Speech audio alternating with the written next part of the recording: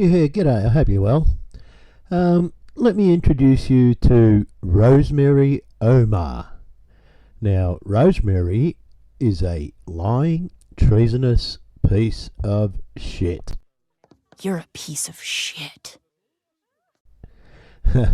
Now, before I go into why she's a lying, treasonous piece of shit, You're a piece of shit. let me just fill you in on how Rosemary Omar fits into this New Zealand mosque phony fake show. Now, Rosemary is apparently the mother of one of the victims, a 24-year-old named Tariq Omar.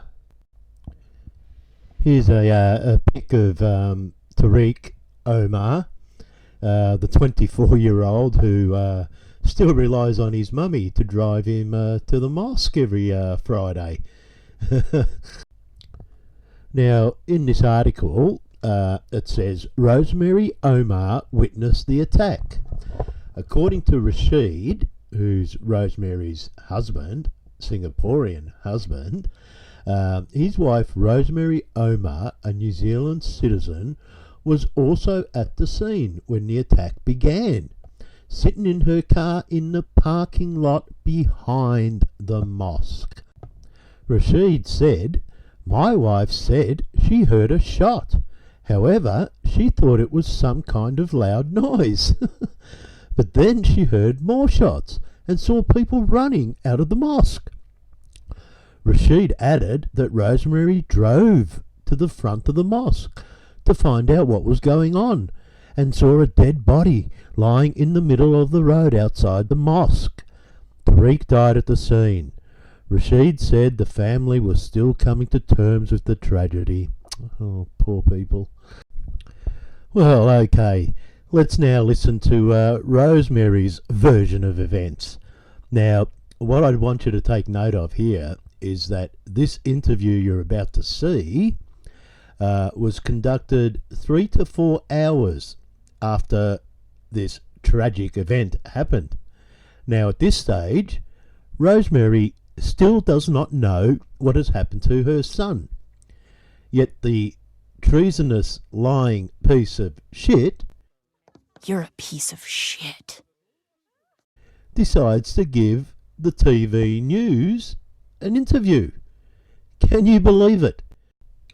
So yeah, let's listen to the liar. Today I dropped my son at the mosque and I went around the back to park. So Rosemary has just said that she dropped her son off and then proceeded to park behind the mosque in the car park. Now, for her to drop her son off, she would have to have driven in through this entrance here and probably dropped her son off about here.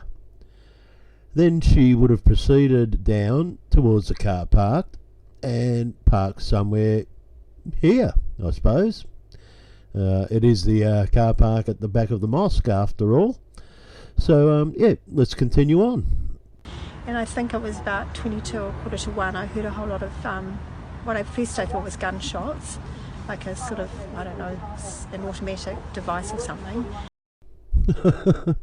So Rosemary first thought it was gunshot, but then she thought about it and all of a sudden it's some sort of automatic device. I don't think this treasonous piece of shit is a good crisis actor at all. She just can't remember the script. And the first time I was like not quite sure what it really was, so what I did was I just sort of ignored it, and then I heard 2 more lots after that. So on the third time I thought, oh, it doesn't feel very safe, and I saw lots of people running, so I decided to drive, and I did sort of like turn right out into Dean's Ave. Hang on a sec there, Rosemary. So after hearing these noises, which you first identified as being gunshot, and then shortly after some sort of automatic device, after you heard it for the third time, you decided to drive out of there, or, you know, and then you said you turned right into Dean's Ave. Let's just listen to that again. So I decided to drive, and I did sort of like turn right out into Dean's Ave. So, Rosemary, you drove out of there and turned right into Dean's Ave, as you've just said. Well, did you really? Now, for Rosemary to drive out of the car park situated at the back of the mosque, she would have to have gone down here and used either one of these two exits, let's call them. Now, both of them, you just can't turn right into Dean's Avenue. Why? Because of the island down the middle of the road there. Now, let's go down to street level here. Now, this is the mosque here, and this is the entrance. This is where Rosemary would have driven down, stopped, let her son out, and gone and parked at the back of the mosque. Now, this is the designated exit from the mosque, just here. Now, let's just say that Rosemary used either one of these. There is no way she could turn right into Dean's Avenue like she said because of this island here. There are no brakes in it. So, yeah, I don't know what she was talking about. Then I drove past the mosque, and there were a lot of bodies outside. Oh, bullshit. She just said she drove out and there were a lot of bodies outside. Yeah, bullshit. There was only one body, and that was most probably a dummy. And that was situated about here. So, yeah, let's continue on with this lying, treasonous piece of shit. You're a piece of shit. So we've just been waiting here since then just to see if our son is all right, but he's not answering his phone. Now, this is the part I can't believe. I mean, fair dinkum. Here is a mother who dropped her son off, her 24-year-old son off at the mosque, so she says. And at this stage, 3 to 4 hours after the event, her son is still missing. Yet she is so concerned about it and so emotional about it that she's able to give this TV news journalist an interview and show no real emotion at all. I mean, she doesn't know what has happened to her son. I mean, is that real? Is that what would happen in real life, people? I don't think so. Not had anything from the police or your son? No. So, just waiting. It's just dreadful, really. So, it's, yeah, just... And when you went outside, could you see the gunman? Now, if you notice there, this treasonous lying piece of shit... You're a piece of shit. Forgot her lines. Yeah. Let's have a look at that again. Not had anything from the police or your son? No. So, just waiting. It's just dreadful, really.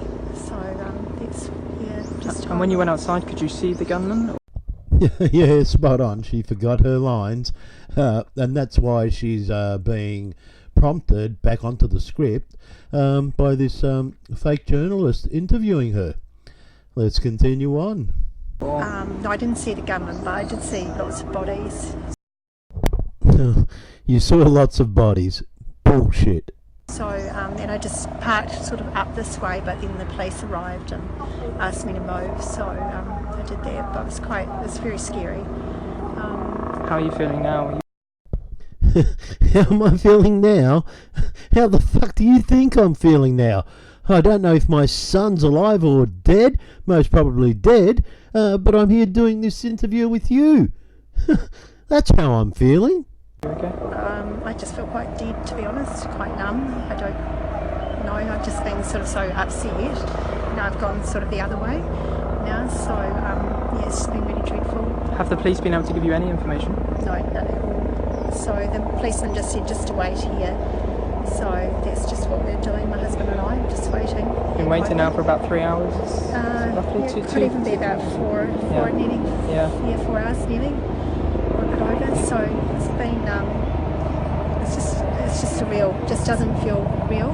It's hard to imagine Ah, finally some truth from Rosemary. It doesn't feel real. You know why, Rosemary? Because it's not real. That's why it doesn't feel real.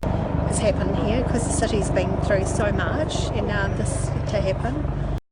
Oh, so yeah, just forget your son, hey, Rosemary, and be concerned about how much the city of Christchurch has been through.